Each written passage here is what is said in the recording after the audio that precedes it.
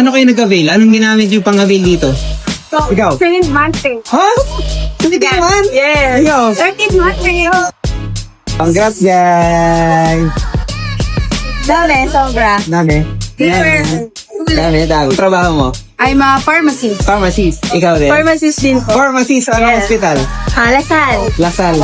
De La Salle University Medical Ay, Center. talaga! Grabe.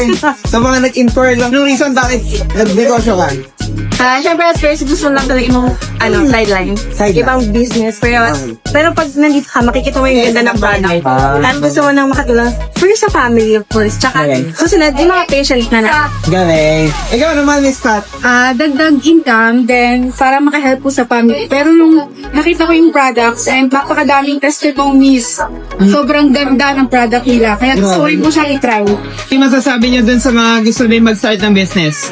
Ano guys, huwag kayong pakina ng loob kasi nanggaling din ako dyan, nahina din yung loob ko.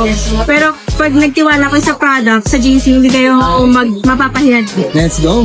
Ikaw, Miss Pat. Try nyo lang guys, kasi sobrang ganda ng JC. Sobrang makakatulong siya sa inyo. Paano kayo nag-avail? Anong ginamit yung pang-avail dito? Ikaw? 13 months eh. Ha? 13 months? Yes. Ikaw? 13 months eh. Talaga! Congrats! See you guys! Pauwi na kayo. Hindi ito yung last time na makikita ko kayo, ha? Ayan.